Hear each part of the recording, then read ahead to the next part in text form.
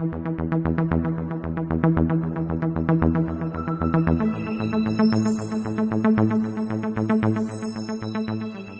universe, this is Mr. Movie, and in today's video we're going to be doing another top 5 list, but not the usual top 5 by actor or director that's in my collection. We're going to be doing the top 5 B movies that are in my collection.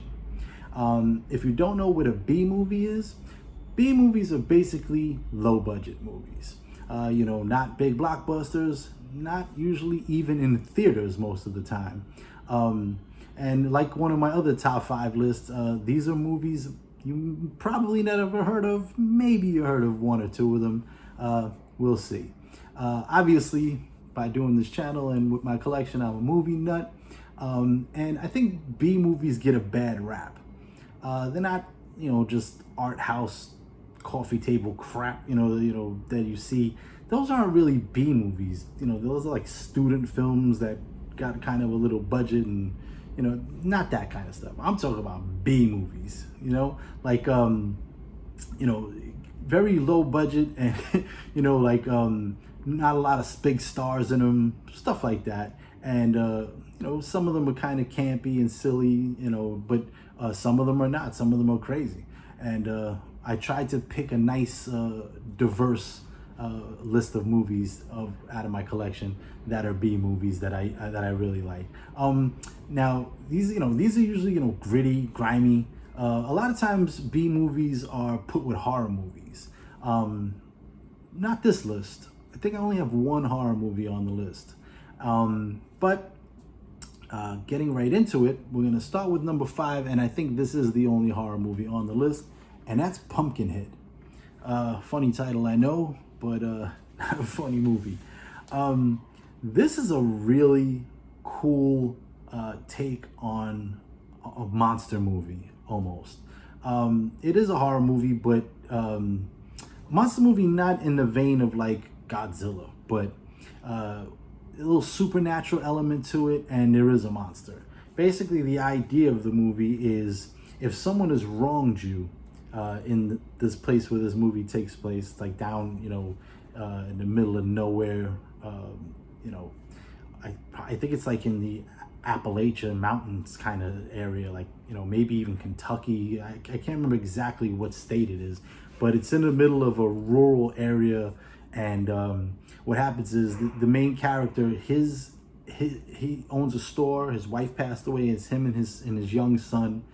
And these city people come in and got motorcycles, and they're outside driving up and down the dunes. And the father goes out to do something, and he leaves his young son there to mind the store. And the kid is obviously curious, comes out, and they run him over by accident. And the father comes back, and the rage in his face tells it all.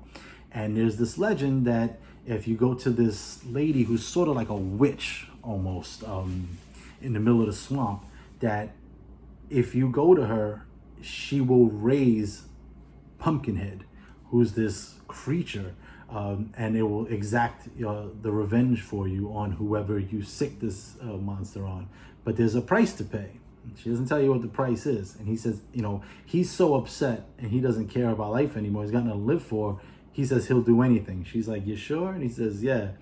And the basic idea is that you're selling your soul kind of for this manifestation of the Pumpkinhead creature. And then it gets into your normal horror movie where the Pumpkinhead comes alive and he goes and he hunts this group of they're like early 20s, I'd say, late 18, 19, 20 maybe, and typical horror thing. And the Pumpkinhead hunts them down one by one and kills them in all kinds of gruesome, scary ways, and he stalks them, and it's really cool. And then what ends up happening is you see that slowly but surely the guy who raised the Pumpkinhead, he starts turning into the Pumpkinhead almost, and the Pumpkinhead starts resembling him. So you see that the idea is what he did, the sacrifice he made to raise the Pumpkinhead to do his bidding, to get the revenge, the price was that he will take the place of the Pumpkinhead. for the next person. And he ends up realizing that this is wrong. He tries to stop it. The witch is like, once you start this, you don't stop this. That's not how this works. So he ends up going, killing himself and the Pumpkinhead.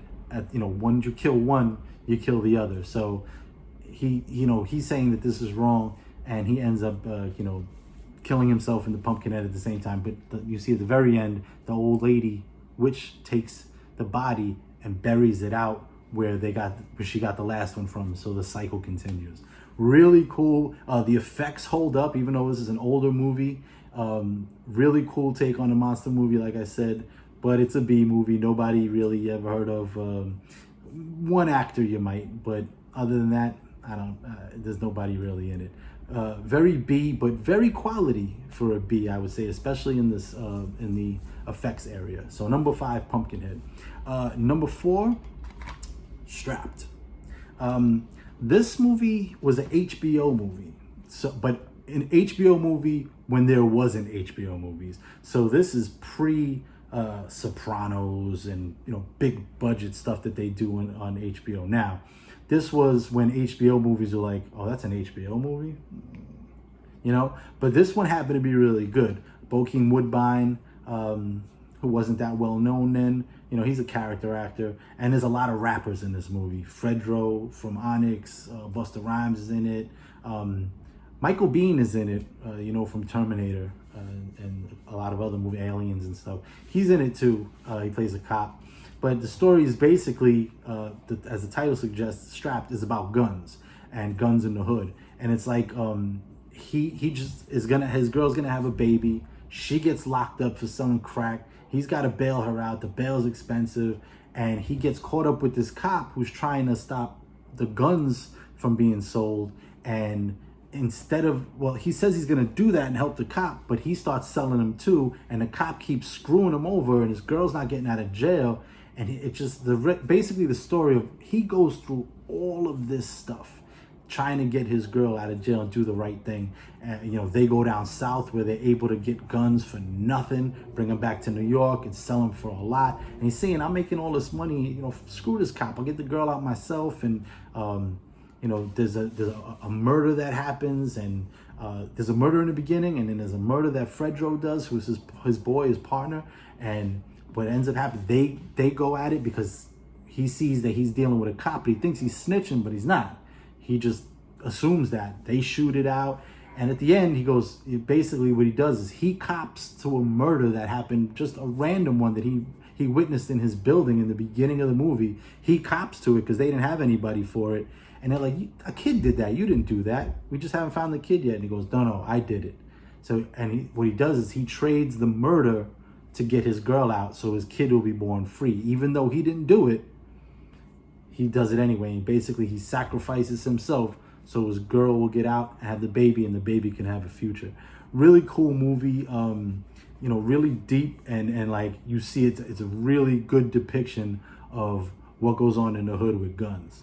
And rich white guy is out there selling them to the hood dudes, making all kinds of money, but they can't get the rich white guy because he's got a federal firearms license, but they could get the hood guys. Just the way it always is. But really good movie. I suggest you check it out. Strapped, coming in at number 4. Coming in at number 3, I did a review of the movie Kids. It was written by this director, Harmony Korine. It's called Gumo. I don't know where to begin with this movie. This movie I've seen so many times, and once you start watching it, you get drawn in, and you can't take your eyes off it. That being said, I cannot explain to you to this day what this movie is about. I have no idea. But it's so crazy and so weird. It just pulls you in. If you've seen the movie Napoleon Dynamite, that movie, you cannot explain what that movie's about. Now, but you enjoy it. You watch it, it pulls you in, and you follow these people, these weird people, and it's just there's no story. It's just there, but you can't take your eyes off it. Now take that movie and give it all kinds of doses of drugs. Pick your drug. I don't know, acid, heroin, crack, put them all together and throw it, and you have Gumo. It's like that. It's in a weird place in the middle of nowhere, some town, and just a series of things happen, seemingly unconnected, and just from beginning to end, it's like, what the hell is going on in this movie? I can't explain to you what it's about. I can't explain to you why I like it, but it's just amazing. That's all I got. Check it out. You'll see what I'm talking about, and you'll be like, you might be saying, okay, this is the strangest movie. I can't watch this. This is too ridiculous. I'm a nutcase when it comes to movies, so there you have it. But this movie is so crazy, you got to give it a watch. If you don't like it, you don't like it. If you do, you'll see why it's number 3 on my list. Number 3, Gumo. Number 2, completely switching directions totally. One of my favorite movies of all time. And the only reason it's not number 1 is because number 1 is the greatest B movie ever made. We'll get to that in a second. But number 2, Flash Gordon. Oh my God, what I can say about Flash Gordon. If you ever seen the movie Ted, this is the movie that they're referring to, that they watched since they were little kids and smoke weed to and watch still when they're adults. It's taken from comic strips in the newspapers in the 1930s and just made into a just bombastic, colorful, crazy, trippy, like superhero story. But he's just a human, and he's in space fighting these crazy different creatures that, they're humans, but they're like creatures, and some of them have wings, and Ming the Merciless rules the universe. Flash Gordon is just a quarterback for the New York Jets. It's so crazy. It's so insane. It did come out in the theaters, but very short. That's why, it still has such a B quality to it. And I think that's why it's not number 1, because it's a little slightly, it's like B plus, if I could make up a term. But it's a B movie. But it's so great. There's no movie like this. Nothing is like Flash Gordon. Great characters, great action, so over the top, borderline cheesy, but you don't care because that's how great this movie is. There is some real actors in it. It's so nuts. Just an action-packed thrill ride of craziness, and all mixed into a comic book movie on acid. Just tremendous movie. I've seen this movie 1,000 times. I did a review for it. I think it was my first ever movie review on this channel, back when I didn't even have the intro and the outro. Didn't even film the videos, the correct aspect ratio. So I did this one first. It was my first pick to do, so that's how much I love this movie. Coming in number 2, Flash Gordon.